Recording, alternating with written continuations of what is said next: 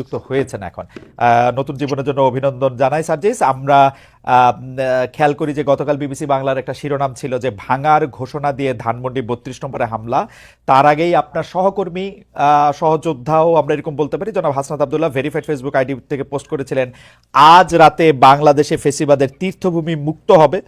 আপনাদের সহকর্মী সমন্বয়ক ও সরকারি উপদেষ্টা আসিফ মাহমুদ সজীব ভুঁইয়া গতকাল ফেসবুকে পোস্ট করেছেন উৎসব হোক।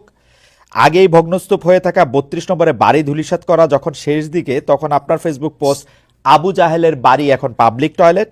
আপনার আগে আবার উপদেষ্টা মাহফুজ আলম ফেসবুক পোস্টে ভাঙার চেয়ে গড়ার দিকে মনোযোগ দেওয়ার আহ্বান জানিয়েছেন। গতকালকের ৩২ নম্বরে বুলডোজার অভিযানের ঘটনায় বৈষম্য বিরোধী ছাত্র আন্দোলন ও জাতীয় নাগরিক কমিটির অফিসিয়াল অবস্থান কি ছিল? আপনাদের সমন্বয়কদের সবার অবস্থান আমার কাছে একরকম মনে হয় না, নাকি আমার এটা বোঝার ভুল? আপনি যদি একটু আমাকে পরিষ্কার করেন। যে যেমন আপনি আসার আগে আমি একটু সামারাইজ করি, জনাব রেজাল করিম রনি বলেছেন যে এইটা আরো আগেই ভাঙা দরকার ছিল, এটা ৫ আগস্ট এটা ভাঙা দরকার ছিল, গতকাল এটা অনেক দেরি হয়ে গিয়েছে, এটা ছিল মোটামুটি উনার সার্বিক অবস্থান। উনি নিশ্চয়ই আবারও পরে বলবেন। জনাব সাজ্জাদ সালাম, আপনার কাছে একটু জানতে চাইব। জন্য আমাদের জন্য আসলে দোয়া করবেন আপনারা। আমি যদি বলি আমাদের জায়গা থেকে যে এক্ষেত্রে বৈষম্য বিরোধী ছাত্র আন্দোলন কিংবা জাতীয় নাগরিক কমিটি তাদের জায়গা থেকে যে স্পেসিফিক এই বিষয়ে একটা কোনো অফিসিয়াল স্টেটমেন্ট ছিল বা কোনো একটা অবস্থান ছিল, ব্যাপারটি এরকম ছিল না। ব্যাপারটি ছিল এই যে তীব্র একটা ক্ষোভ। ভাই যে কথাটি বলেছেন সেই জায়গায় আমি সম্পূর্ণ একমত। এই বিষয়গুলো শুধু এটা নয়, আরো এরকম অনেক তীর্থভূমি রয়েছে আসলে, যেগুলো যে চূড়ান্ত যে আমাদের এই পুরো বাংলাদেশের মানুষের যে ক্ষোভ বা এই বহিঃপ্রকাশ, এটা আসলে ৫ই অগস্ট কিংবা ৬ অগস্ট ওই সময়ে হওয়ার কথা ছিল, হওয়া উচিত ছিল। এটা আসলে অনেক দেরি হয়ে গিয়েছে। কিন্তু আমাদের জায়গা থেকে যদি আমরা বলি, গতকালকে আমরা যেটা দেখেছি, ঘটনাটা এই সময় এসে এভাবে হয়তো প্রত্যাশিত ছিল না, কিন্তু সবচেয়ে বড় কথা হচ্ছে এটা এক সময় না এক সময় প্রকাশিত হওয়ারই কথা ছিল। এবং এক্ষেত্রে সবচেয়ে বেশি আমার মনে হয় যে প্রভাবিত করেছে খুনি হাসিনা। যে প্রভাবিত তিনি ওই ১৫-১৬ জুলাই করেছিলেন ওই গণভবনে বসে প্রেস কনফারেন্স করে, সেই প্রভাবিত তিনি এখন করছেন ভারতে বসে।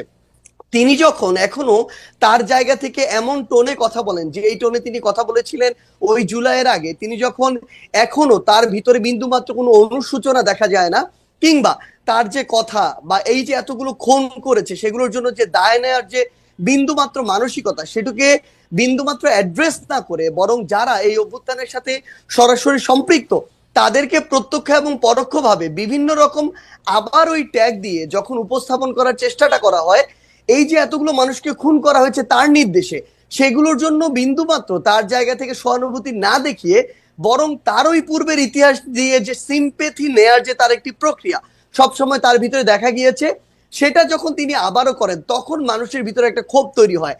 এত বড় একটি হত্যাযজ্ঞ ঘটানোর পরে তিনি যখন নতুন করে আবার ছাত্র সমাজের উদ্দেশ্যে এসে বক্তব্য দিতে চান, তখন মানুষের ভিতরে এই ক্ষোভটা সামগ্রিকভাবে তৈরি হয়। আপনি গতকালকে ওই ভিডিওগুলোতে দেখবেন, এখানে কিন্তু কোনো নির্দিষ্ট শ্রেণীর বা পেশার মানুষের কিংবা নির্দিষ্ট কোনো প্ল্যাটফর্মের মানুষের রিপ্রেজেন্টেশন ছিল না।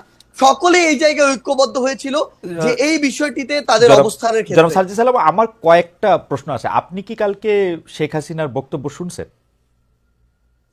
আমি তার বক্তব্যের আংশিক শুনেছি, যে আংশিক ক্লিপগুলো আমি একদমই একাডেমিক জানতেছি কেন শুনছেন। যেমন আমার কোনো শোনার দরকার হয় নাই, আমিও শুনি নাই ভাই, আমার শোনার কোনো দরকারই হয় না। আপনি শুনছেন কেন তাহলে আমি একটু জানতে চাই। না, প্রথম কথা হচ্ছে যে খুব স্বাভাবিকভাবে আপনি দেখবেন সোশ্যাল মিডিয়ায় যে কোনো বক্তব্যের ইন্টারেস্টিং পার্ট গুলো ক্লিপ আকারে ছোট ছোট 30 সেকেন্ড 1 মিনিটের ক্লিপ আকারে সামনে চলে আসে। এরকম একটি ক্লিপ সামনে চলে এসেছিল, যেই জায়গায় ওই ক্লিপটি বিভিন্ন জায়গায় এসেছে, যেই ক্লিপটি আসলে এরকম করে রিপ্রেজেন্ট করছিল যে তিনি আবার ওই আগের আজকে থেকে 6-8 মাস আগে যে কথাগুলো বলে তিনি 16 বছর কাটিয়েছিলেন, সেম সিম্প্যাথি নেওয়ার কথাগুলো তিনি আজকেও দাঁড়িয়ে বলছেন। এবং আপনার কাছে কি সিম্প্যাথি, মানে আপনি কি সিম্প্যাথি উনার জন্য সিম্প্যাথি পাইছিলেন? আপনি মানে উনার জন্য সিম্প্যাথি হয়েছিল উনার বক্তব্য শুনে? ভাই সবচেয়ে বড় কথা হচ্ছে কি, মানে এই যে আমি কেন এই প্রশ্ন করতেছি, যে আমার কাছে মনে হয় গত 15 বছর ধরে শেখ হাসিনা বাংলাদেশ শাসন করছেন। এর মধ্যে গত 10 বছর ধরে, বিশেষ করে 2014 সালের পর থেকে উনি যতবার যত জায়গায় বক্তৃতা দিচ্ছেন সেটা জোর করেই দিচ্ছেন। জোর করে দিচ্ছেন বলতে তিনি যেন প্রধানমন্ত্রী বিডিবিতে ছিলেন, ইয়াতে ছিলেন, জোর করে দিচ্ছেন, আমাদের জোর করে শুনতে হয়েছে। এখন তো এটা আমাদের জোর করে শোনার বিষয় না। এবং উনার কি সেই প্রভাব, সেই ইনফ্লুয়েন্স মানে 100 ভাগের 1 ভাগও আছে যে আমরা ওইটার প্রতিক্রিয়ায় গিয়ে আরেকটা কাজ করে আসতে হবে? আপনার কাছে কি মনে হয় জনাব সাজ্জাদ? না দেখুন, সবচেয়ে বড় কথা হচ্ছে যে আমরা আমাদের জায়গা থেকে, মানে কেউ এটা ব্যক্তিগত জায়গা থেকে গিয়ে এই বিষয়টি করেছে এরকম না। মানুষ হয়তো বা মানুষের ভিতর আমার মনে হয় এখন এই বিষয়টি কাজ করছে যে আমাদের আসলে যেই কাজগুলো 5ই অগস্ট বা ওই সময়টাতে করা দরকার ছিল, যেগুলো এখন আমাদের জায়গা থেকে বাকি রয়ে গিয়েছে, মানুষের এই ক্ষোভটা সামগ্রিকভাবে শুধুমাত্র ওই হাসিনা বক্তব্য দিচ্ছে এই জন্য তৈরি হচ্ছে, ব্যাপারটা এরকম না। এই ক্ষোভের কিছু অংশ আমি যদি বলি একদম ফ্র্যাঙ্কলি অন্তর্বর্তীকালীন সরকারের উপরেও আছে।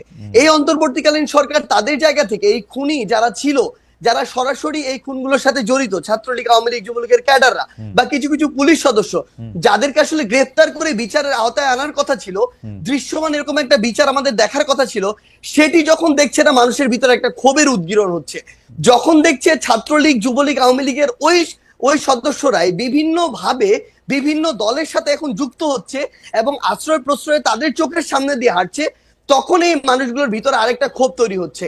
তখন এই মানুষগুলো এই সামগ্রিক ক্ষোভের একটি, আমার মনে হয় নতুন এখানে একটা ওকেশন পেয়েছিল, যে ওকেশনে গিয়ে অ্যাটেন্ড করে নিজের এই ক্ষোভটির উদ্গীরণ করেছে মানুষ।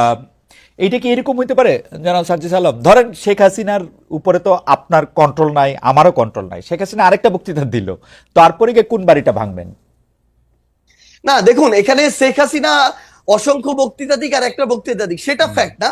তবে মানুষের ভিতরে এই যে ক্ষোভ, যেই ক্ষোভটা আসলে মানুষের একটা ভিতরে 5ই অগস্টের পরে, যে কথাটি গতকালকে আমরা দেখলাম যে আমাদের উপদেষ্টা মাহফুজ ভাই যিনি রয়েছে তিনি বলেছিলেন যে মানুষ ভাঙাটা এক পাশে রেখে গড়ার দিকে মনোযোগ দিচ্ছিলেন, কিন্তু মানুষ যখন দেখছিলেন তার যেটুকু ন্যূনতম চাওয়া, ওই চাওয়াটুকু বিচারের ক্ষেত্রে হোক বা অন্যান্য পলিটিক্যাল স্পেয়ারে হোক, যেটা মানুষ এক্সপেক্ট করে, ওইটুকু যখন প্রত্যাশিত অনুযায়ী পাচ্ছে না, তখন মানুষের এই ক্ষোভের উদ্গীরণটা বিভিন্ন কারণে হচ্ছে এবং ঘটছে। এবং সবচেয়ে গুরুত্বপূর্ণ বিষয় হচ্ছে শেখ হাসিনা আগামীতে, আমি ধরে নিচ্ছি 1 মাস পর কোনো বক্তব্য দিলেনও না, কিন্তু আজকে থেকে 2-3-4 মাস পরে আমরা যদি এই দৃশ্যমান শহীদ পরিবারের কিংবা যারা আমাদের আহত যোদ্ধারা রয়েছেন তাদের এই রক্তের বিচারগুলো দৃশ্যমান না দেখি, দেখবেন শেখ হাসিনার বক্তব্য দেয়া লাগবে না, আমরা শহীদ পরিবার কিংবা আহতদেরকে সাথে নিয়ে হয়তোবা এরকম রাস্তায় আমাদেরকে নিয়ে নেমে যেতে হবে এরকম একটা দৃশ্যমান বিচারের জন্য।